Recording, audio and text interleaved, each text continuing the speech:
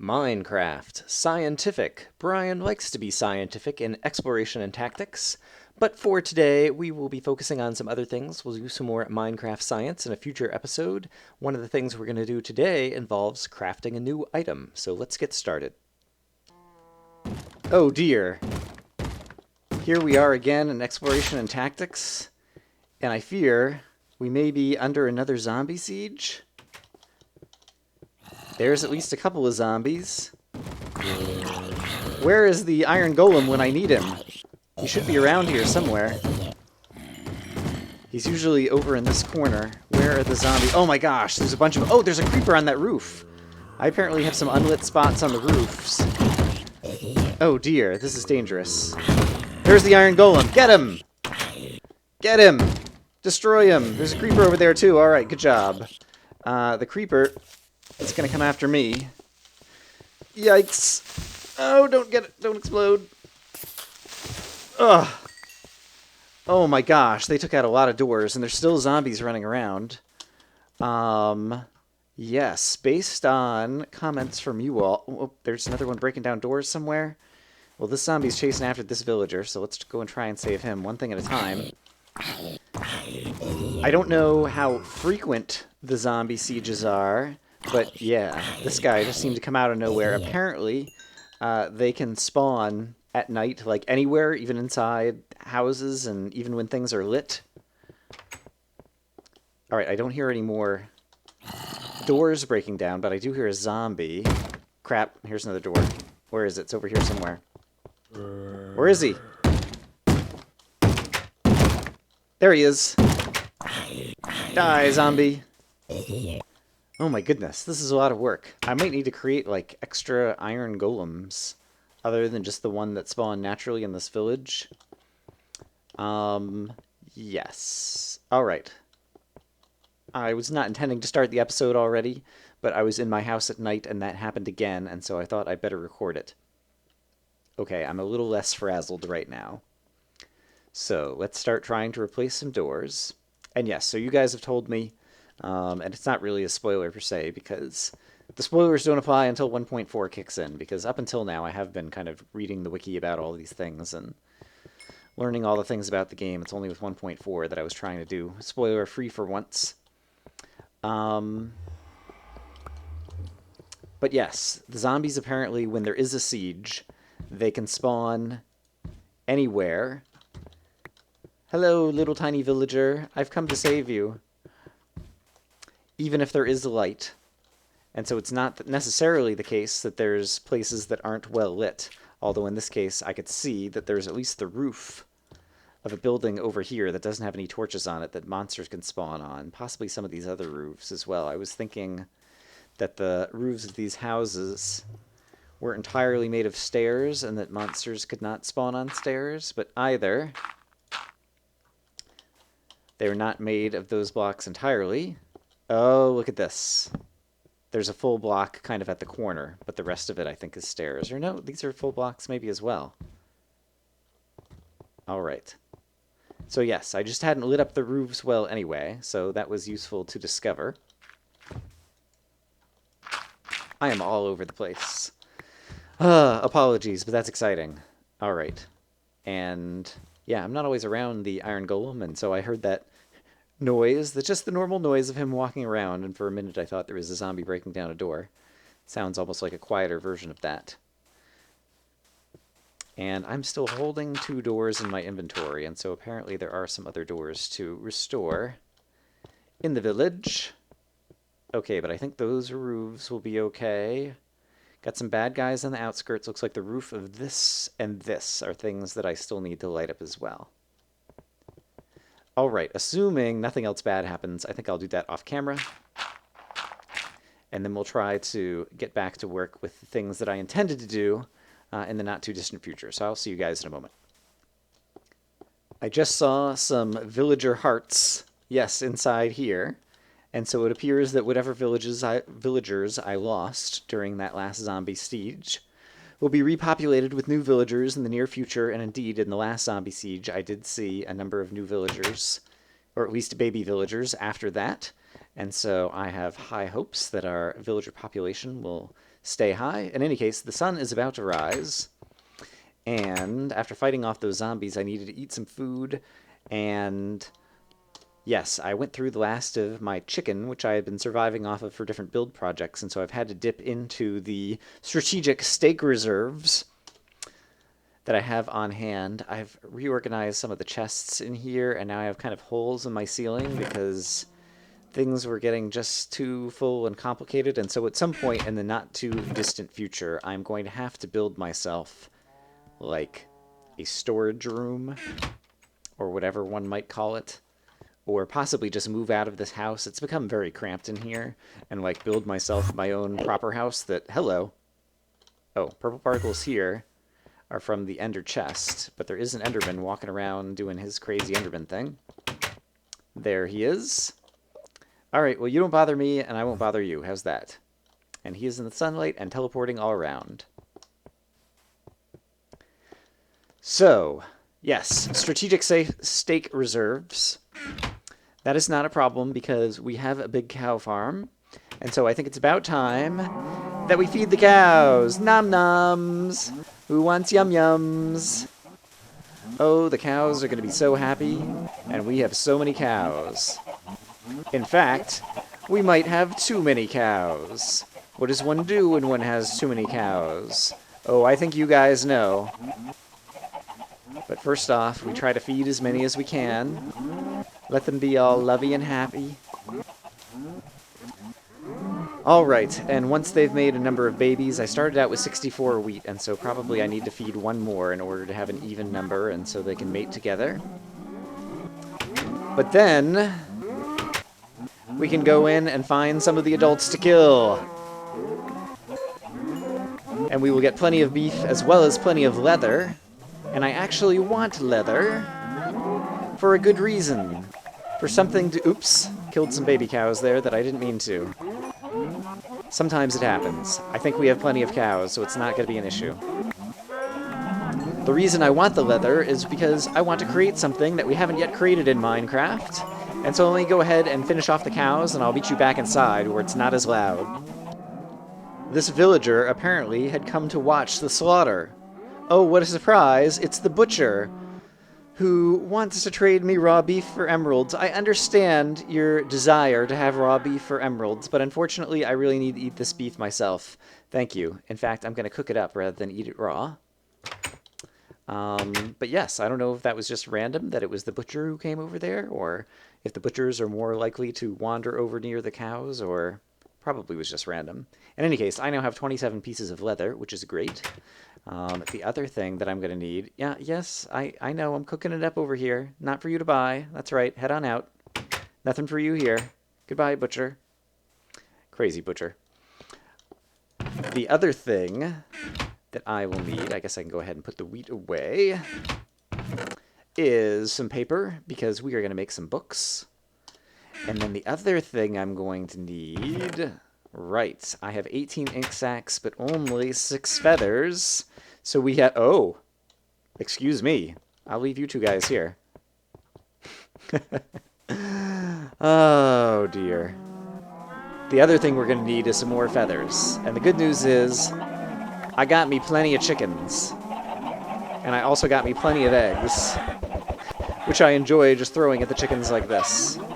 But then we can just hop in here and kill chickens like a madman. And that should get us some feathers. Got 10 feathers there. I think I need 2 more. Yeah, I think that'll be about right. And now, unfortunately, with the chickens, they tend to get out. Oh, only one got out this time. Die, chicken. All right. And so you should be able to guess what I'm going to make, but let me go ahead and get some other inventory set up. Yeah, I really need to do something with this crazy house after I opened up the roof so I could put more chests in there. Crazy town. I see. You just have your fun and run, huh? Villagers. In any case, I will see you guys in a little bit, and we are going to create a new item. So it turns out, when I was rummaging through my inventory chest, that I already had a number of books created. But basically, you can take a book and a feather and an ink sac in order to make a book and quill. And before I make them, I'm pretty sure that this is another example of a shapeless crafting recipe, which means I could even make it in my own inventory, like so, or like so. It doesn't matter what order you put these things in. And these are the books that you can actually write in and then sign. And so I'm going to go ahead and create, oh, they do not stack. So I'm going to create however many of those that I just created. And yeah, that'll be good enough for now. We'll have the materials left over for later. Let me reorganize my inventory for a moment. All right, so I haven't used these before, so let's try one of these things out. And so if I right-click on it, I get the book interface. And so I can type in it. And if I hit enter multiple times, it seems like I can't create a blank line maybe, which is weird. Brian is happy, etc. And then if I were to go and get to the end of the page, oh, maybe I just have to click on this thing in order to go to the next page. Maybe I could just do that. I can say page 2. And then can I click over here and write on page 3? Yes. Yes. Awesome. And you can go back if you need to edit things. It appears. All right, that is terrific. And then when you are done with the book, you can sign the book, enter the book title, testing. I can type. Oh dear. When you sign the book, it will no longer be editable. Right, all right. And so I can sign and close. And it turns into this crazy glowing book that says testing by Brian. And if I right-click on it now, yes, now I can just read the book. It's in read-only mode. And I can see what I have written previously. You are interested in literature, I presume. You're not a librarian, though. You're the blacksmith, aren't you? I wonder, at some point in the future, not right now, not today, but at some point in the future, I will want to do business with you, because you guys can also help us obtain an item that we could not otherwise obtain in survival mode, specifically chainmail armor, which is something that I've always wanted to have in exploration and tactics. So feel free to come back some other time, but for right now, I don't really need you. Yeah, you can just stand over there. All right, so we've tested out the books. I want to do something with them that is perhaps not terribly original, but I am going to do that over in another location. And so I will meet you guys over there. Actually, it's just about to turn nighttime. And so what I'm actually going to do, out of my way, I need to open the door. I've seen people run into this problem before, which is that villagers completely obstruct the doorway, and then you can no longer click on the door to open it. And this is actually, oh dear, one of the maps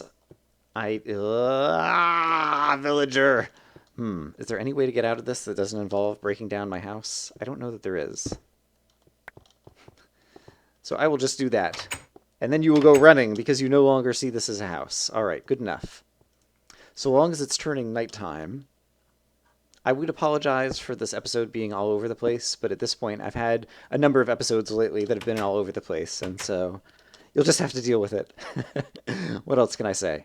What I want to do is, since it's nighttime anyway, I might end up cutting out all this footage if nothing happens, but I am going to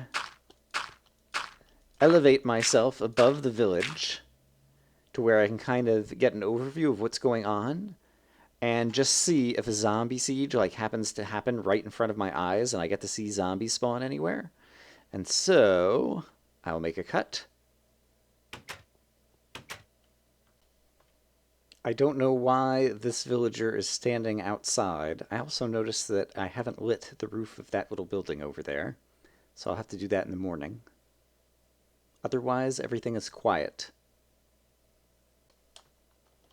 I spent the night on the roof up here, looking out over the village, just in case there happened to be another zombie siege, in the case that I might be able to spot zombies just kind of spawning out of nowhere in the light, but I do not.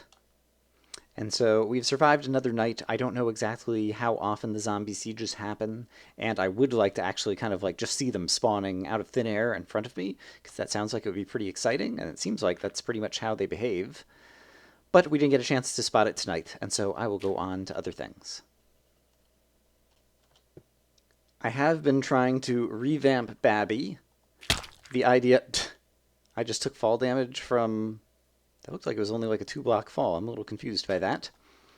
The idea being that as I come to the end, I could just have the boat fall off and fall onto this little platform that's just a couple blocks down.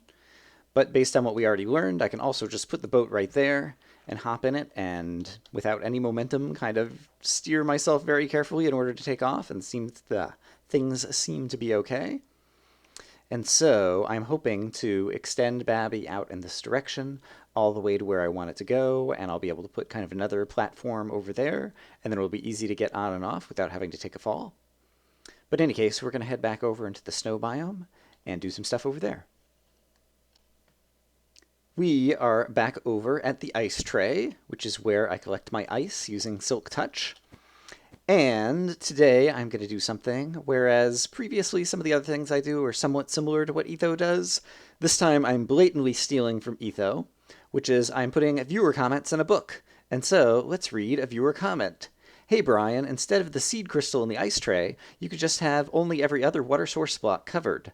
That way the not covered ones will spread the freeze and regenerate from the others. Half int was the person who made that comment. And you're right, I think that's actually a great idea. And so what they're referring to again is this bit right here is what I call the seed crystal. Basically, when we did experiments, we found out that ice only freezes when it's next to other solid blocks. And so the way I have this right now, where there's water on these two sides, meant that everything kind of froze from this direction, and it took forever to get all the way over. And so I'd put this seed crystal down here so that there'd be other places for ice to start to spread so to get over to the side quicker. But what half-int is pointing out is that if instead I had every other water block over here covered rather than every block, and yeah, I'll have to, based on the count that I have over here, leave some of them covered. But now, as a result, we're going to take advantage of water and ice physics in a couple of different ways. So now, anything that's exposed to direct sunlight in an ice biome does have a chance of freezing over, which means now these ones that I just got rid of the covering over have a chance of freezing, like that one just did right there, right in front of our eyes. And so A, we're going to get more ice, but B, we'll also have some ice that's coming around these edges, which means even without the seed crystal, whenever I first start trying to freeze over the things, we'll have ice growing from this side as well as from this side. And so this whole thing will fill up a bit faster like that. And on top of it, it means I get more ice. And finally, by virtue of the fact that I still have a water source block, for example, here and here, water physics means that when those two water source blocks meet, or for example right here, when these two water source blocks meet after I destroy this ice, that will re-become another water source block. And so we'll still have our water sources preserved the entire time. And so what this means now is even with the extra ice that I'm going to get in the outside ring, I can destroy all the ice that's in here, including now the new ice that's going to form on the outside, and then the water will flow back in and this whole thing will still work. And I don't know how clearly I explain that, but rather than trust me, you can just see it in action in just a moment.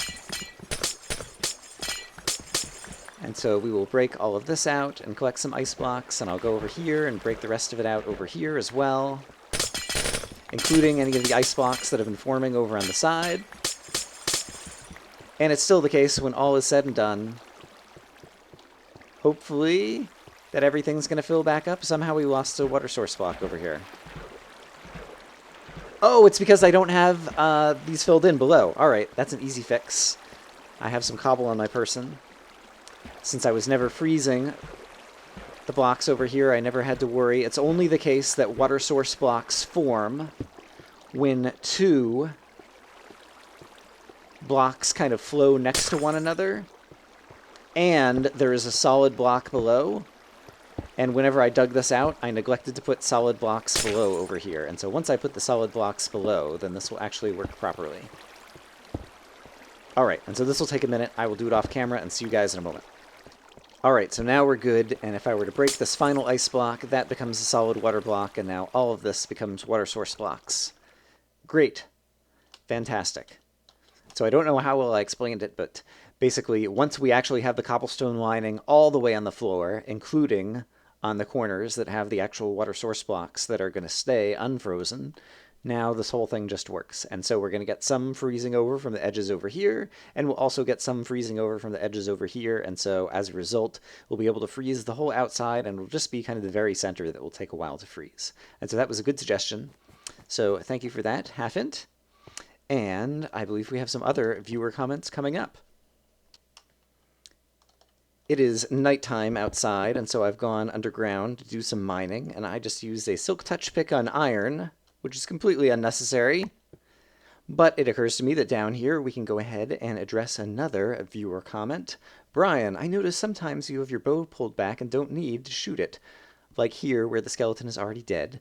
You shoot it at your feet and pick up the arrow. You could just scroll to a different hotbar slot or use your side button to swap to the sword, and you'll put the bow away without firing. Tip of the day, Megan image. Yes, indeed. So basically what we are talking about here is I'll be about to fire my bow, and then for whatever reason don't need to fire it, and so what do? I shoot it at my feet so I can pick up the arrow, which still uses bow durability, and I'm not that concerned about bow durability, simply because it's exploration and tactics, and I rarely fire arrows, and so I almost never go through bows, and they're materials that are readily available. However, this would be a very good tip to know for another reason, and so before I do that real quick, something that I have previously tried is, when using the bow, switching to another inventory slot, but if I scroll down, for example, I will scroll down to the water bucket and place the water, which often isn't what you want to do because oftentimes that makes a big mess. But what the commenter pointed out is that instead of scrolling to the water bucket, I can hit my thumb button on my mouse, which as you guys know is mapped to number 1, my sword, and bam, now I'm blocking with the sword and I didn't fire an arrow. And I think that will be something that I will practice and try to do simply because of ultra hardcore. It may be the case in ultra hardcore where you have your arrow drawn and you're trying to sneak up on a player without making a sound, and perhaps you're shifting and walking around and trying not to make any sound at all, and then you realize you want to switch inventory slots into something else or not fire the bow right now. If you fire at your feet, it just made a loud sound, and so if you were trying to sneak up on the player, they would be able to hear that. Whereas if I'm sneaking around and all of a sudden I decide I want to switch, I can switch to my sword. Didn't make a sound. On top of it, now I'm also blocking because I'm holding down the right mouse button that I was holding down for shooting the arrow. And so yes, that is a great thing to do. And so I'm going to try very hard to start remembering to do that as a way to uncock the arrow without actually firing an arrow. Or excuse me, uncock the bow, I guess is the right way to say it. Cock a bow? Like, what do you power the bow? What's the verb for pulling back the bow in order to get more power? I cannot think of the word. I'm not sure if there is a word. If you know the word, you can tell me. Then I'll feel silly. Although perhaps I'll have to tell you guys some words in the near future. In any case, I'm going to meet you back up top and we will read some more viewer comments on the next day. And after one short night downstairs, indeed, this is mostly already frozen over, so this is doing great.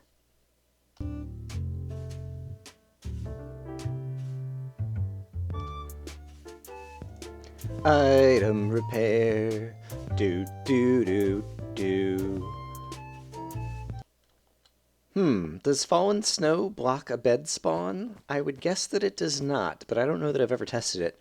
We'll have to test that in a future episode. I still have more viewer comments that I want to do, but I didn't sleep very well last night, and I'm already getting pretty tired. So I think I'm going to go ahead and cut the episode off here, and next time we will do a few more viewer comments. We're not going to do them all the time, but just occasionally as they build up over a number of episodes, I might introduce some of them, and it gives us an excuse to use the book and quill item in Minecraft. So in any case, I hope you guys enjoyed watching the episode today. I hope you guys are having a great day, and I will see you all again soon. Bye-bye.